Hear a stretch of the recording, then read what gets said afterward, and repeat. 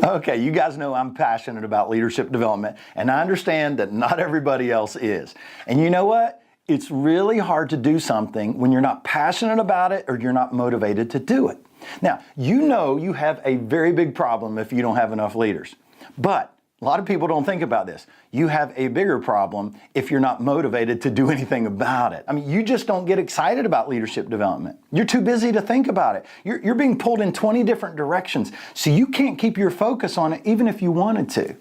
And as a result, you find yourself doing way too much and leading way too little. Now, while leadership development does not have to be your driving passion, it does need to be one of the top responsibilities you focus on if you hope to get rid of some of those issues, some of those leadership challenges underneath your leadership. So in today's video, I'm going to share 4 motivational factors that can get you moving in developing more and better leaders.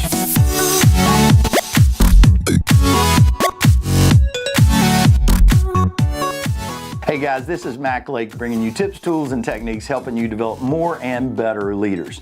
As I work with churches across North America, helping them build out an intentional leadership development strategy, there's one common theme. I see this all the time, okay? And it's the church staff that says, hey, I know I need more leaders, but I just don't have time. You don't understand, Mac. I'm caught up in this whirlwind of week-to-week ministry. Well, can I tell you something? When you're caught in the whirlwind of getting things done, it's really hard to get motivated to develop the leaders you need that ultimately can help you get out of the whirlwind. So I want to share 4 motivational factors for you to think about today, okay? These are 4 motivational factors that will help increase your level of motivation, hopefully get you fired up, a little more fired up about developing leaders. Now, with each one, I'm going to give you an action step that you can apply, all right? So let's dive in. The first motivational factor is the urgency factor. You know, whenever you feel a sense of urgency increase, you're going to find your sense of motivation increase. So for example, let's say that you have an event, all right, and you're expecting 100 people to show up. It's 5 o'clock, your setup team's there, they're casually setting up the environment, laughing, joking, having a good time. Then all of a sudden you get a phone call. And you find out that 100 additional people are showing up and there's a lot more work to be done. Then all of a sudden what happens? Your team kicks into hyper mode. Why? Because the urgency factor increased, so their motivation increased. So in your area of ministry, if you have a shortage of leaders, but you're really not motivated enough to do anything about it, you got to find the sense of urgency. Don't focus on the sense of motivation, focus on the sense of urgency. And sometimes we're in an urgent situation, but we're not looking close enough at our details, so we don't feel the sense of urgency. All right, so here's your action step. I want you to think about your area of ministry, and I want you to answer these questions. What problems are showing up in my ministry on a consistent basis because of a lack of leaders? What problems am I experiencing personally because I have a lack of leaders? And then what would happen to my area of ministry if I lost my top 3 leaders? And one more question, what would happen if we suddenly grew by 20%? Okay, so now as you answer these questions, I want you to identify the existing problems you have, or maybe it's the potential problems you could have, and I want you to write out in a sentence or 2 describing why you need to feel a sense of urgency for developing more and better leaders, okay? Now the answer to those questions should give you a sense of urgency, which will help increase your motivation to do something about solving or guarding against experiencing those problems. Here's what I've discovered. Great leaders know how and when to create a sense of urgency for themselves and for their team. So answer the questions, see if it increases your sense of urgency, and hopefully that will produce a sense of motivation. Now, the second motivational factor is what I call the quality factor, okay? I don't know of any leader that wants to do a bad job, and I don't know of any leader who wants their ministry to be operating at a subpar level, okay? But let me tell you what happens, okay? Here it happens all the time. Sometimes a ministry is not operating at a sufficient level of quality.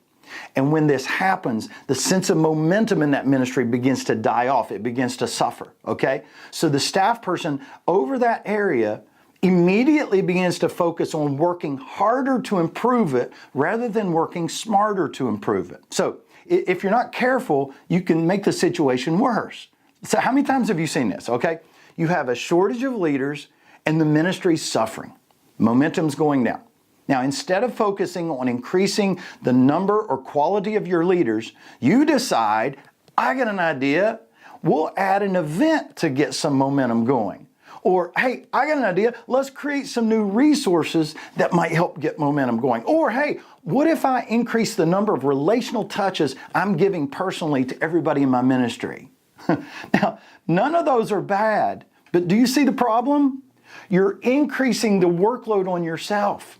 You're working harder, not smarter. So let me give you an action step, okay? If the quality of your ministry is suffering because you don't have enough leaders or quality leaders, then ask yourself the following questions. Who are the top leaders I can pull around me to start pouring into and giving more responsibility to? Who are one or two of my existing leaders I can get to help equip new leaders? And then here's another question, but you do this with a group. Get the top 20% of your key people together and ask them this question. What skills do you need to be better equipped in your role? And how can I help? Now, after processing these questions, you're going to ask yourself one final question. What is my next step to make my leaders better? Okay, because here get this, okay? When you increase the leadership skills of your team, you increase the impact of your ministry. So don't focus so much on making your ministry better. Focus on making your leaders better, and your ministry will get better as a result. All right, the third factor is the unity factor. You know this, doing ministry alone or in isolation, it's no fun. And not only is it not fun, it's dangerous. If you're carrying the weight of your ministry on your shoulders alone, that is not a good place to be, okay? So having a core team of leaders around you can distribute the weight of your ministry, make it lighter, and honestly, make it even more fun for you. This is why you want to look at the team under you. You want to look for some key leaders that you can put your attention on and pour yourself into. Jesus did this. He had a lot of followers, but we see in Luke chapter 6 that he got all his followers together.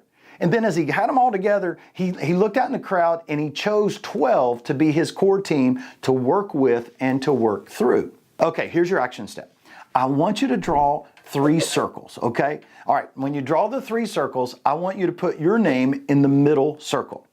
And then in the second circle, I want you to put the names of the leaders that are around you. Now, you're only going to put the leaders around you, those people who help you make decisions about your area of ministry, the people who behave like owners, not just contributors, okay? These are the people that you enjoy helping you with your ministry. They make decisions with you. They're making major contributions, bringing ideas and creativity, okay? So put those people in that second circle. Now, in the third circle, these are your contributors. These are people who are serving, they're faithful, but you know, there's not that sense of connection you have with them. They're not really acting like owners, they're not bringing ideas, they're not taking initiative. And so what you do is you put the names of those people in the third circle and you ask yourself, who in that third circle can I move into the second circle? So what you're trying to do is you're trying to find a way to increase the collaboration and unity of a team around you, expand the team around you. Now listen, the goal is not to build this as big as possible. The goal is to build it to the size that feels like you're not carrying all the weight by yourself in your ministry alone, okay? Now, fourth factor is this, it's the legacy factor. I got news for you, okay? You're not going to be in your leadership position forever. So here's the question, what will your ministry look like once you're gone? How well will it sustain? Will it keep growing, or is it going to spiral out of control and crash when you're gone? I mean, we've got to think about these things. I love what Larry Bossidy said. He's the former CEO of Honeywell. He was talking to a group of business leaders one time, and he said, you know, when you retire, guys, you're not going to remember what you did in the first or the third quarter of 1998. What you're going to remember is how many people you developed and how many people you helped have a better career because of your investment and your dedication to their development. I absolutely love that because we don't think enough about our legacy. Who are we developing to do what we do? I'm not talking about replacing yourself. That threatens a lot of people, okay? I'm not talking about that. I'm talking about reproducing yourself. You know, back in 1997, I planted a church in Myrtle Beach, South Carolina. And honestly, it was one of the greatest joys of my life. But since that time, I've trained dozens upon dozens of guys to plant churches. And that's been an even greater joy. Listen, I know you love what you do, okay? So I want to challenge you. Find a few people that have that same passion and teach them to do what you do. All right, now here's your action step. I want you to write down the names of 1 to 3 people that you're investing in, people that you're developing. These are people that you're saying, okay, they could take over my role somewhere down the road, maybe 3-5 years from now if I were to leave, but I want to develop them to eventually do this. These are people you're pouring yourself into in such a significant way that they could literally leave your church and go on staff at another church, or they could go with a church planter and serve at a significant level. These are people who are learning leadership from you, and what they're learning from you, they will carry it beyond you. It's you building your legacy into the lives of others. It's you extending your leadership through the lives of others. So think about that unity factor, and when you do, it increases your motivation for developing leaders. Okay, now, those are 4 factors that can stir up your motivation to do leadership development more consistently. So I want you to take a few minutes and think through these 4 factors and decide which one do you think might stimulate your motivation the most, and then follow through with the action step that corresponded with that particular factor. All right, and then use the questions I've provided in the description below to discuss this video with your team. Make sure they subscribe to this channel, okay? We have videos coming out every single week to help you be a better leadership developer and hopefully motivate you towards this as well. So guys, thanks for joining me. I'll see you in next week's video.